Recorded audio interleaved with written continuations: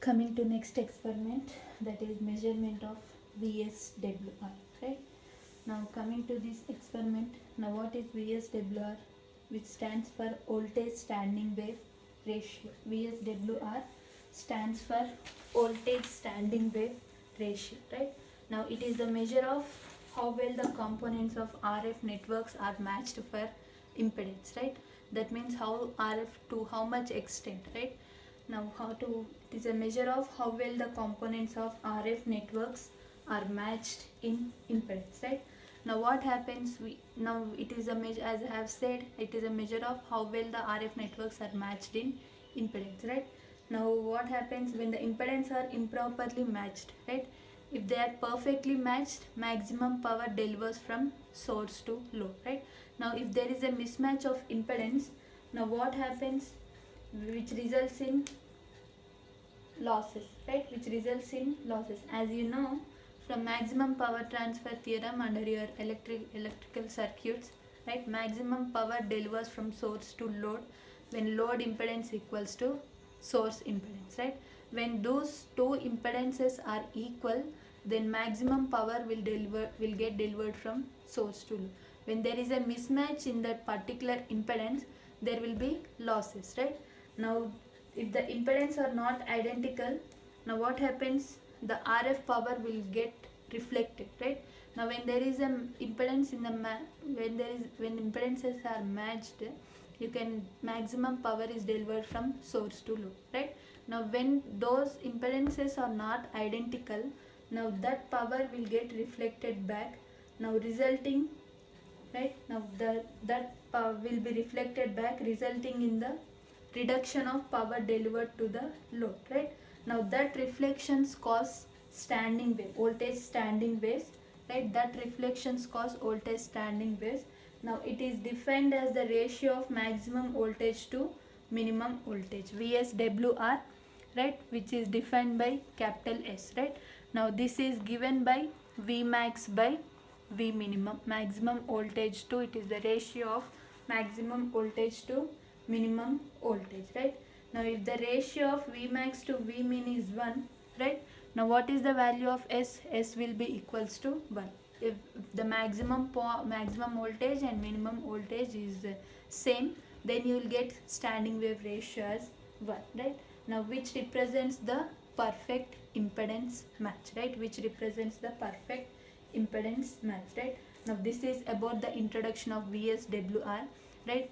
You know, when Z0, when load impedance equals to source impedance, maximum power will get delivered from source to load, right? Now when Z0 not equals to Z, when load impedance is not equals to source impedance, you will get some reflections, right? Maximum power won't get delivered from source to load, some power will get reflected back. Now that results in standing waves, right?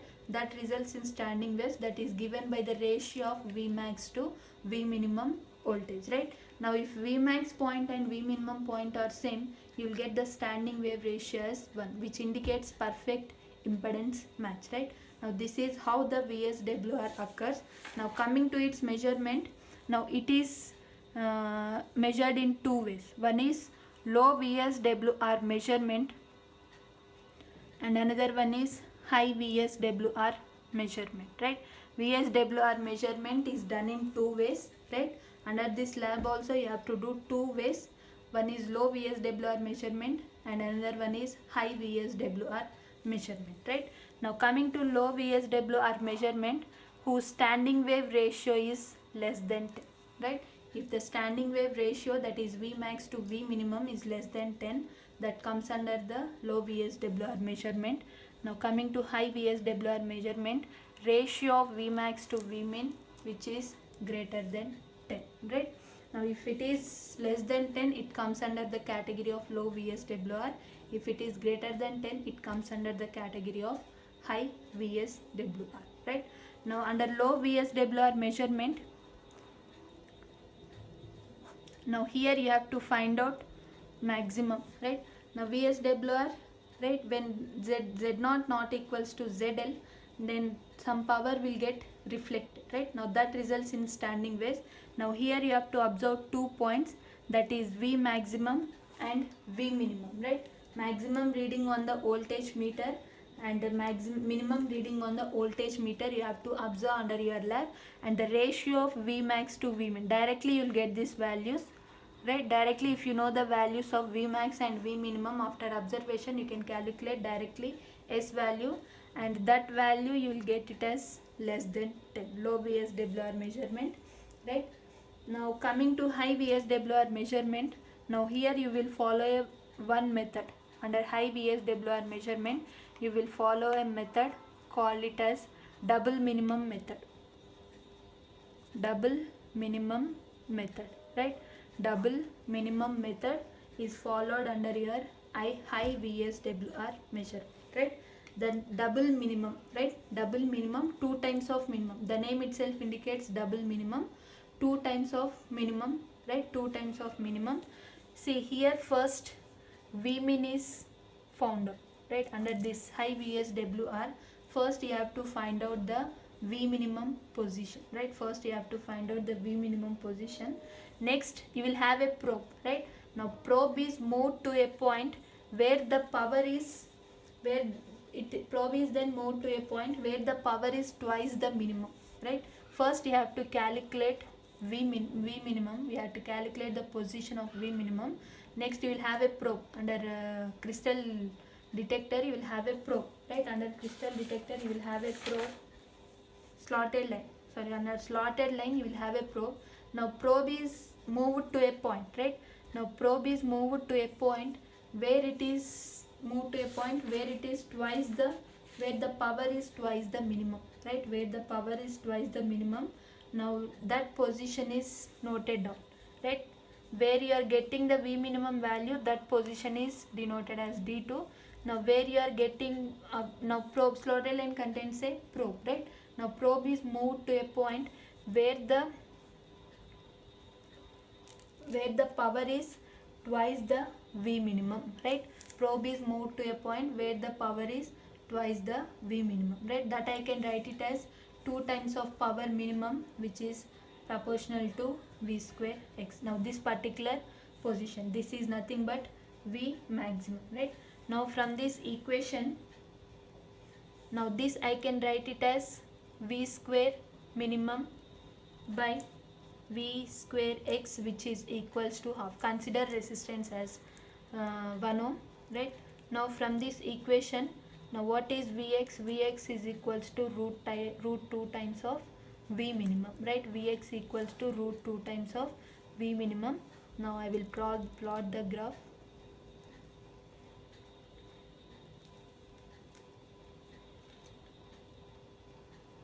Now this is the standing wave ratio that is occurring. Now the point where you are, this is the V minimum, right? V minimum you have calculated, that point is, that position is represented it as D1, right? Now here maximum point you are not calculating here, you are moving the probe where the power is twice the minimum, right? Where the power is twice the minimum, that is this you will get it as root 2 times of V minimum. We got, right? Maximum point root 2 V minimum. Now that value where it is meeting, right? Where it is meeting this standing wave, now that position is represented it as D2, right? Now that position is represented it as D2. That position is represented it as D2. And finally VSWR you have to calculate, that is lambda G by pi into D2 minus D1, right? D2 minus D1 and pi value, pi you know. Now guided wavelength, right? Lambda G, which is the guided wavelength, right? Now that is given by lambda naught by under root of 1 minus lambda naught by. These calculations you have to follow under your lab, right? Now this is the about the VSWR measurement. This is about the VSWR measurement. Now let me briefly explain again, right? VSWR stands for voltage standing wave ratio, right? Now let me briefly explain here. Now what is VSWR? Voltage standing wave ratio, right? Now when these standing waves will occur, when Z0 equals to ZL, right? When there is a perfect matching maximum power will get delivered, right? Maximum power will get delivered, right? Now when Z0 not equals to ZL, when load impedance not equals to source impedance, then you will get loss of power, right? Then you will get loss of power, and that signal is reflected, and this results in standing waves, right? This results in standing waves, and the standing waves, it is the ratio of V max to V minimum, right? Ratio of, see, if these are the standing waves, this is the maximum point and this is the minimum point, ratio of that V max to V minimum will give you the S value, right? Standing wave ratio, right? Now here you can measure in two ways. Standing wave ratio is measured in two ways. One is low VSWR, where S value is less than 10, right? And another one is high VSWR, where S value is greater than 10, right? Theoretically, I can say I will get S value less than 10 and S value greater than 10. But if you do under your lab, both you will get less than 10 only, right? You can observe under your lab, both values you will get less than 10 only. You won't get greater than 10, right? For a point of view I am saying, but it can be measured in two ways. One is low VSWR, where S value is less than 10, and another one is high VSWR, where S value is greater than 10, right? When load impedance not equals to source impedance, you will get some reflections, right? You will get waves like this, and you have to observe V max and V minimum, and the ratio of V max to V minimum, you can calculate standing wave ratio under your low VSWR. Whereas under your high VSWR, here you will follow a method called double minimum method. Here you will follow a method called double minimum method. The name itself indicates double minimum, twice the minimum, right? Now here first you have to calculate. I will draw graph, then you will understand clearly. Now what is this value? V minimum, right? V minimum. Now this particular position is represented it as D1, right? Now here probe is, first you have to calculate V minimum and its position, right? Next the probe is moved to a point, right? Now the probe is moved to a point where the power is twice the V minimum, right? Where the probe is moved to a point where the power is twice the minimum. The name itself indicates double minimum, where the power is twice the minimum, right?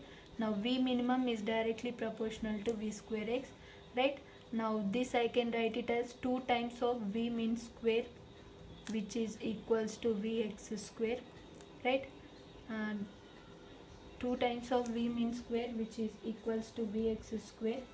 Now from this equation, Vx equals to root 2 times of V minimum. Since we are calculating power, that's why you will get root 2, right? Now here V max is nothing but, Vx is nothing but V max. Now V max is moved to a point where it is 2 times of minimum, right?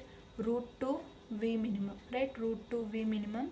Now here where it is meeting that particular position is represented it as D2. Now the standing wave ratio is calculated by formula lambda g by pi into D2 minus D1, where D2 is the maximum position, V max position, and D1 is the V minimum position. Pi you know, and lambda g guided wavelength, right, which is given by lambda naught by under root of 1 minus lambda naught by lambda c square. These calculations you have to do under your lab, right? And you have to find out standing wave ratio. S is less than 10 and S is greater than 10.